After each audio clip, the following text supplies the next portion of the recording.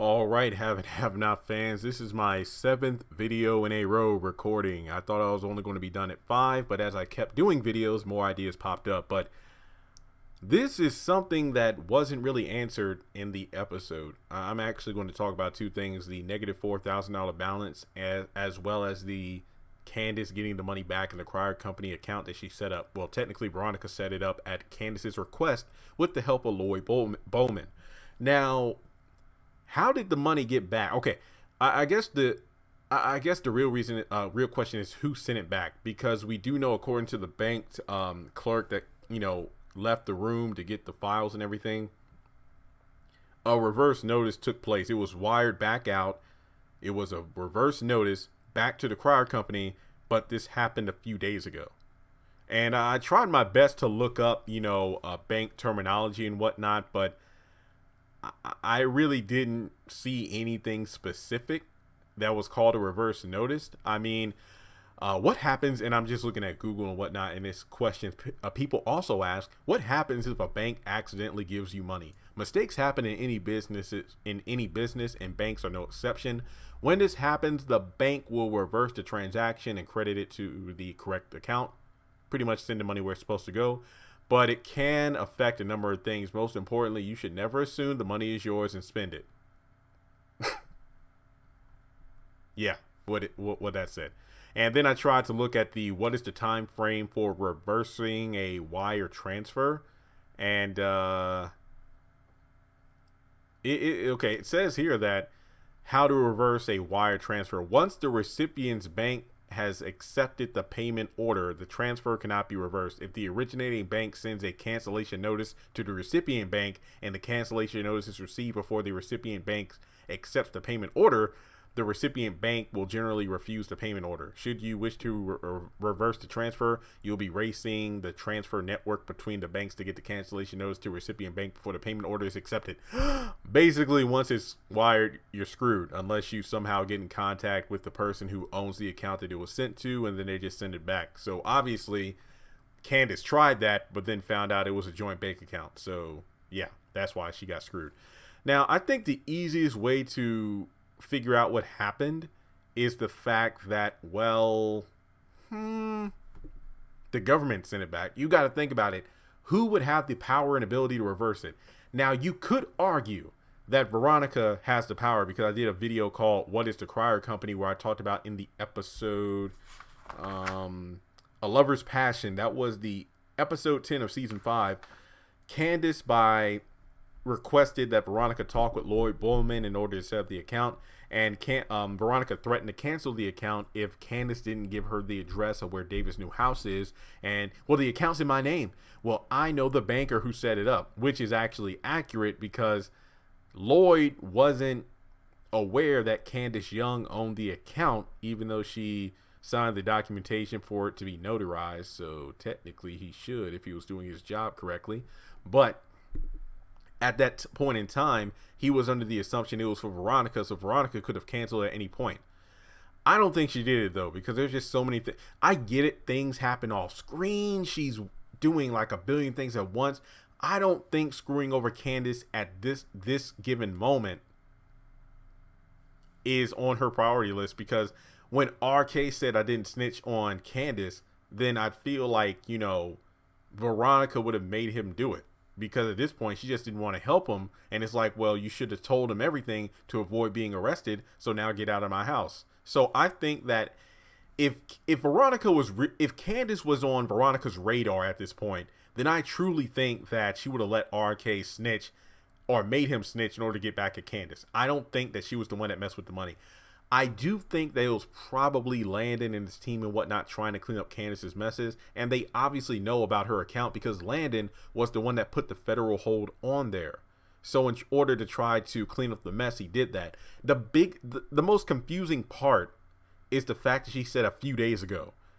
It just doesn't make sense to me, because I went on an entire rant in my episode review. I even did a post on the community tab on YouTube, as well as my Facebook page and group, about how ridiculous it is for the bank to not notify Benny and Hannah about a negative $4,000 bank account. Yeah, negative $4,000 overdraft charge if it's been a few days. Like, I get it, banks make mistakes, but at the same time, you can like, I could overdraft by like a couple of bucks and then get a notice like right away, like an email or something. And yeah, I know usually you get them in the mail as well, but there have been times in the past where I would accidentally overdraft.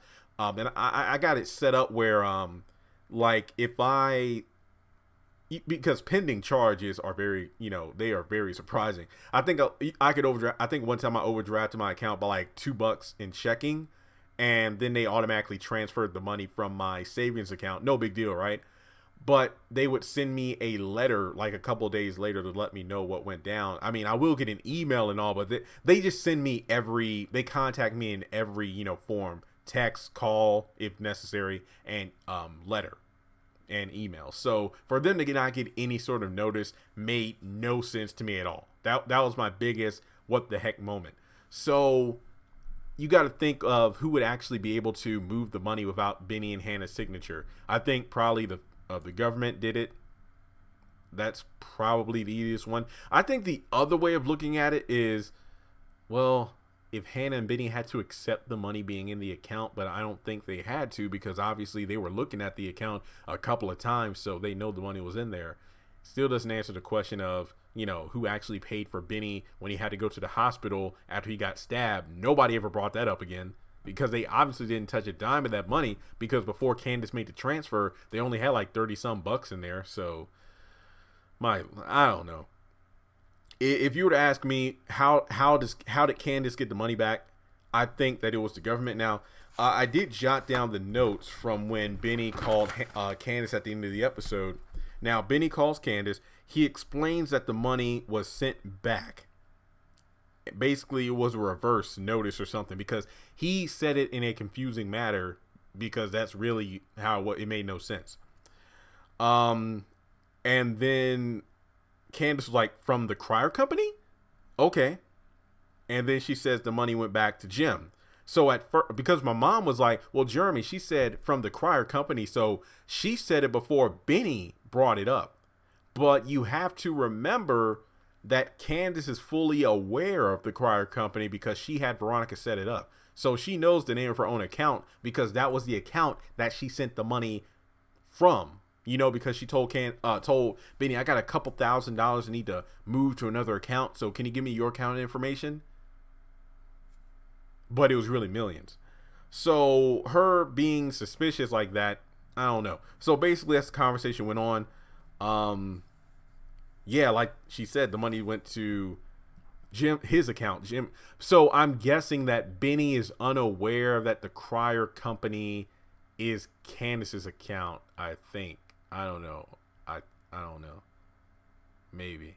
So basically, I'll call you back, and then she checks the money's there, but then we know in the next episode she'll give it back. So based off the conversation, Benny doesn't know that the Crier Company is Candace's account. So he's confused, because if the money was sent back days ago, why is Jim still threatening them? So yeah, that's pretty much the basis of it. So I don't think Candace was aware